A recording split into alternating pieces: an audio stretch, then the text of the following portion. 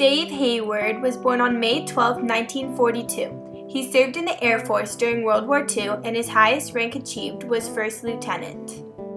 I was born in San Francisco in the state of California here, and I grew up, my family lived in Burlingame at the time, and most of my early life was in Pasadena. I lived in Pasadena. I went to Pasadena Junior College. I got an AA degree there, which means 2 years of college.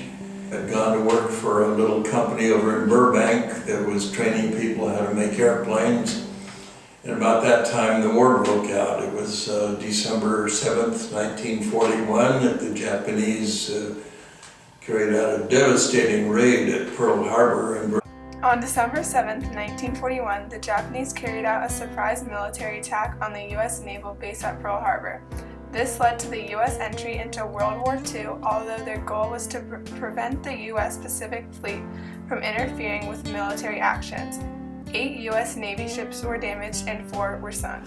Nazi Germany had conquered all of Europe. On the other side of the world, Japan had created a huge navy with big guns that even larger than the guns that we had. And people my age, I was 19 at the time, realized that every able-bodied male was going to have to serve. I decided I think I'll volunteer. I'd always wanted to learn how to fly an airplane, so I enlisted, and they taught me how to fly an airplane.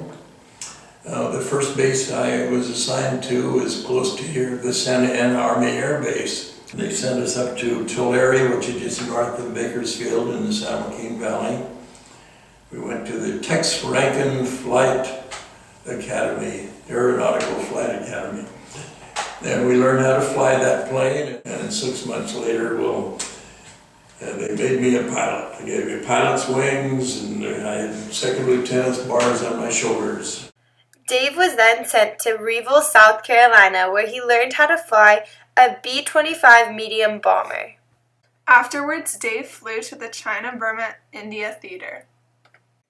What is a life lesson that you learned from the war that has stayed with you throughout your life?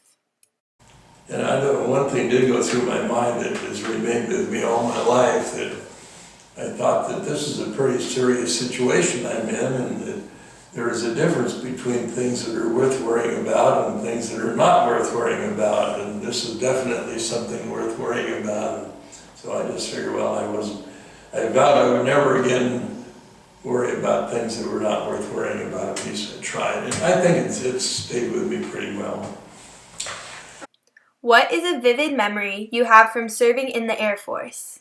My very first mission, I was flying another crew, and we got to we were dropping bombs on an enemy airfield where this kind of airplane had been seen.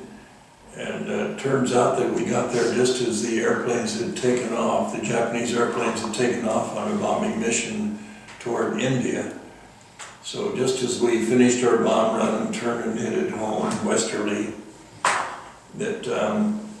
I looked out my window and I could see all those airplanes that were obviously not ours. They were Japanese bombers and fighters, and the Japanese airplanes swarming around.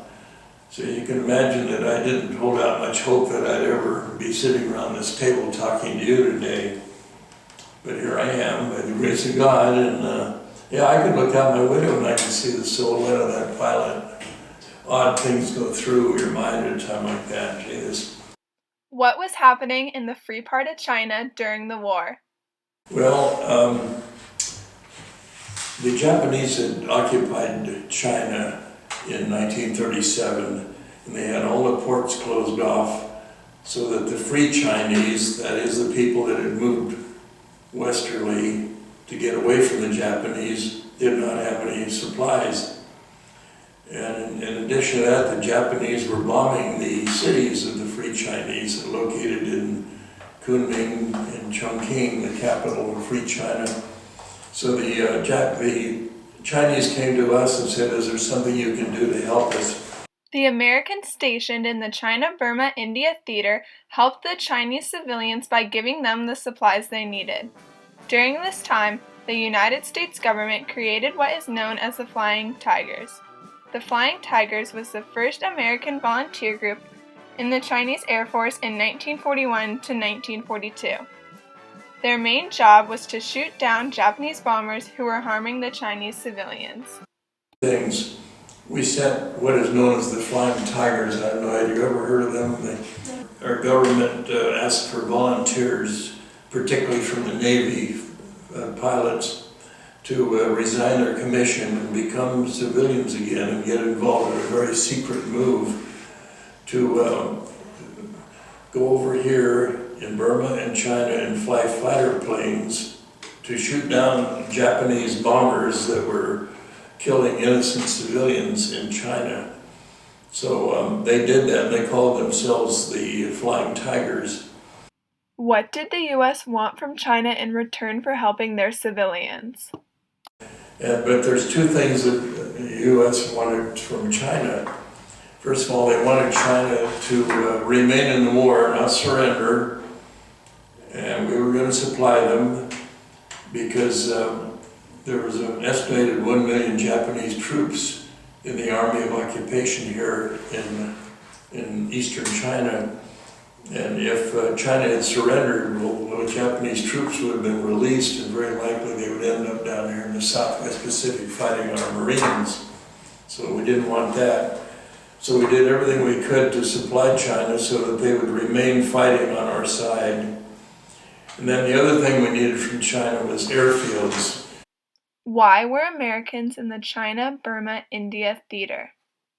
Because we wanted to be able to use airplanes like this to attack the Japanese supply lines. You see, Japan needed the oil down there, they needed the tin, and they needed the rubber, and they had merchant vessels that would go down there to pick it up. What was your main job in the war effort? So we were there to do everything we could to destroy those supply lines. And we did that by bombing bridges and locomotives, railroads, enemy airfields, barges, ships at sea, merchant ships. So that's what we were doing there. We sent people like me flying this airplane over to India. We stationed them there in the Calcutta area, and we went over there and we intercepted this supply line so that Japan was not able to send fuel and ammunition to these fighter planes up here that were shooting down our cargo planes. I didn't realize really what was going on when I was there, but after the war, well, I was able to do some research, and it was really fascinating, the game that was being played. Then eventually, our Air Force helped the Chinese Army to chase the Japanese out of China and even out of Burma toward the end of the war. When the atomic bombs were dropped on Hiroshima and Nagasaki on August 6th and 9th, the imperial government of Japan sought the emperor's personal authority to surrender. On August 15th, 1945, Japan formally surrendered, ending World War II. Where were you when the war ended? I was in Washington, D.C. I was doing these flights out of Bowling Field, and that particular day I had flown up into Maryland for some reason, probably to take some high-level military person on an inspection trip or something of that kind. And I looked down at the newspaper, and the headline said something about bomb falls on Japan with energy of the sun. What did you do after your Air Force service, and how did you meet your wife? I met my wife the weekend after we both graduated from college. I went to Caltech up in Pasadena and graduated there as a mechanical engineer. And she went to UCLA, and I went to work for Texaco, and I was in the oil business, involved in drilling and producing oil wells. And my boss convinced me that you really should go back to go to USC and get yourself a master's degree in petroleum engineering, because that's what you're working on. So I did it and got a master's degree there. Dave has been back to China 7 times since the war, and he has also joined the 22nd Bomb Squadron Association. where he has annual reunions with the other crew members of the 341st Bomb Group in the China-Burma-India Theater. Dave has also been busy spending his time after the war by writing his 2 novels, A Young Man in the Wild Blue Yonder and World War II Diary.